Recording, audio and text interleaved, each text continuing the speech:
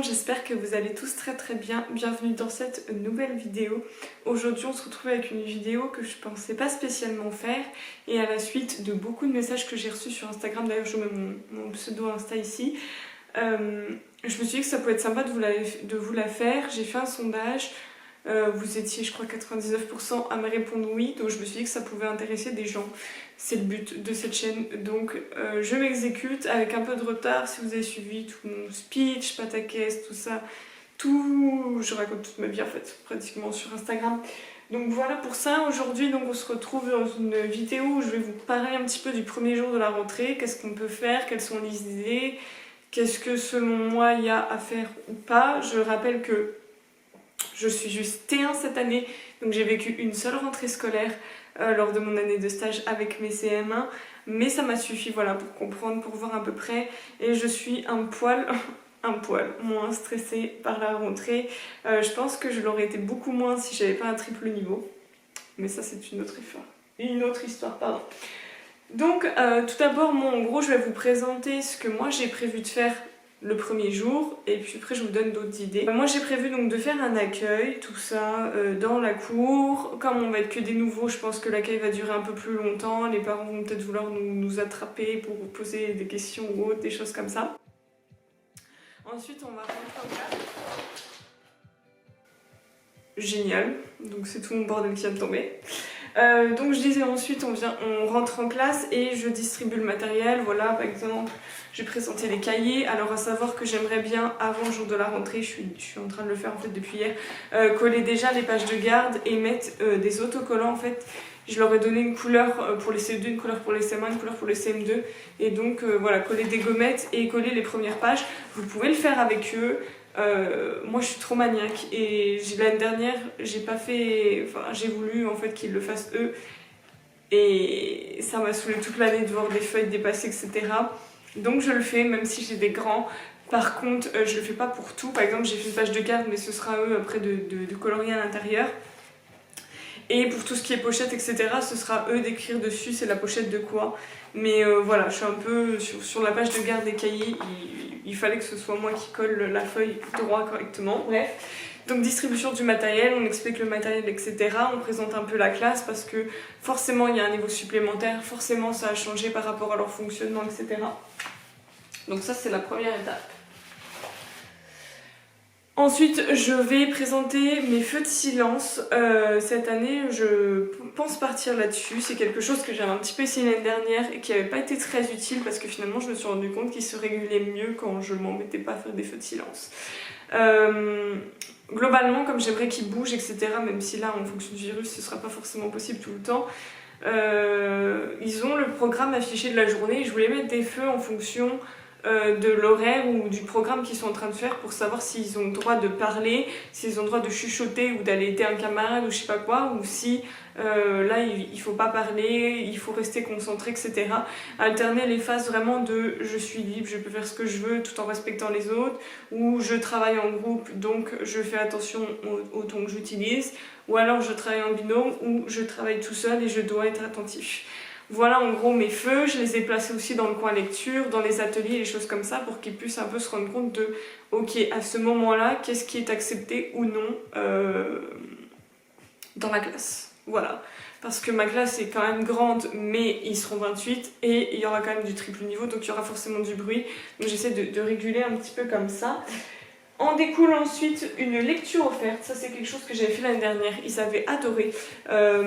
Donc je vais lire le livre La maîtresse qui n'aimait pas les élèves. J'ai déjà fait ça l'année dernière, ça a marché, donc moi quand ça fonctionne je reprends la même et on recommence.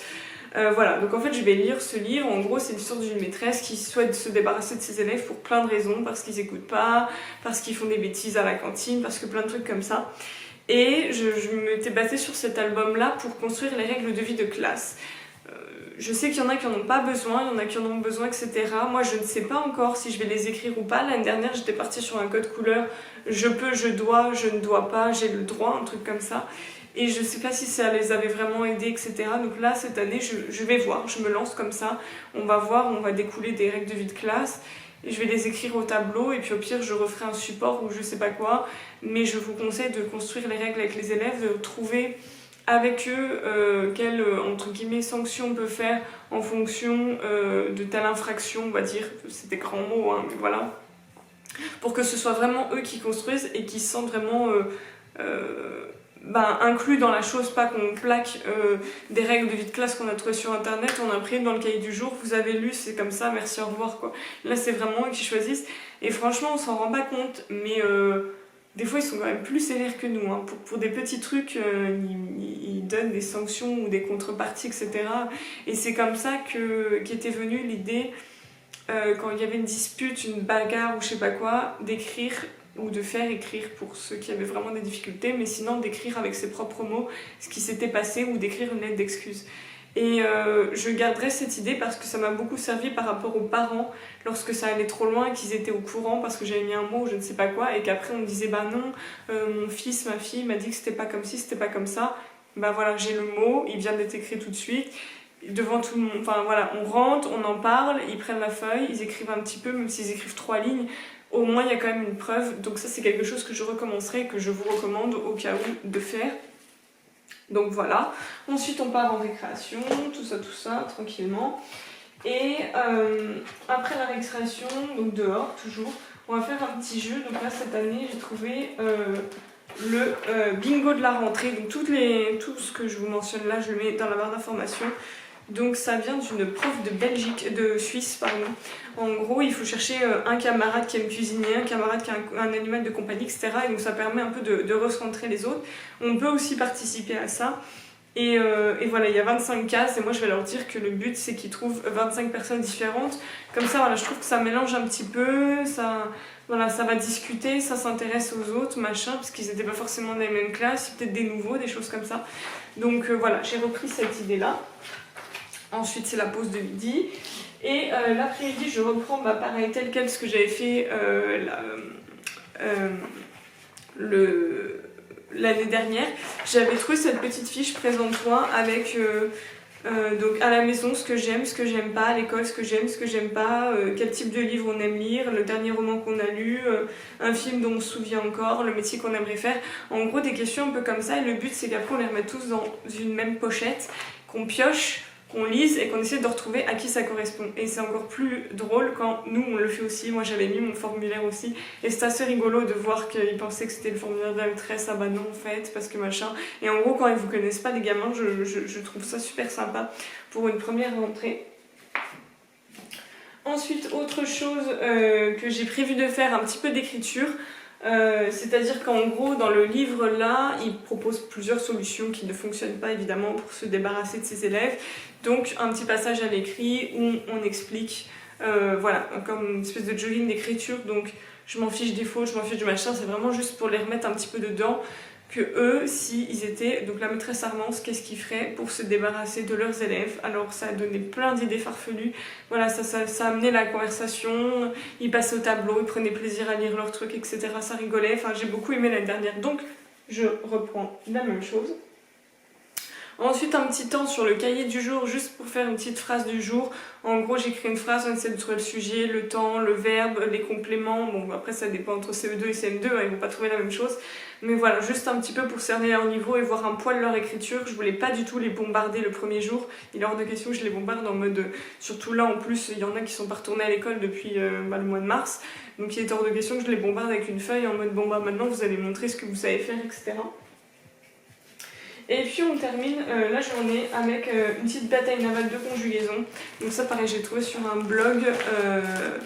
En gros, vous avez les pronoms personnels, des verbes, vous mettez le temps que vous voulez. Donc moi j'ai pris présent et imparfait parce que normalement c'est le temps que tout le monde maîtrise. Et ils font une petite bataille navale, je trouve ça assez sympa, on peut jouer à plusieurs, c'est convivial, c'est vraiment sympa.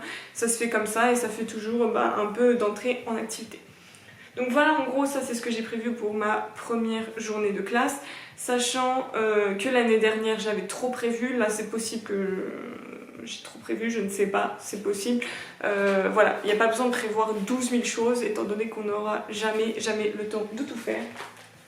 et que moi j'ai pas envie de les stresser, j'ai pas envie de les presser, voilà, ça va être tout nouveau, ils me connaissent pas, je les connais pas, ils vont peut-être avoir des questions, peut-être machin, peut-être avoir peur d'être les CE2 avec des CM2, des choses comme ça, enfin ça fait tout nouveau, il va y avoir que des nouveaux dans l'école, ils vont être plus stressés que nous, autant voire plus stressés que nous, donc voilà, c'est quelque chose que j'aime vraiment bien faire le premier jour.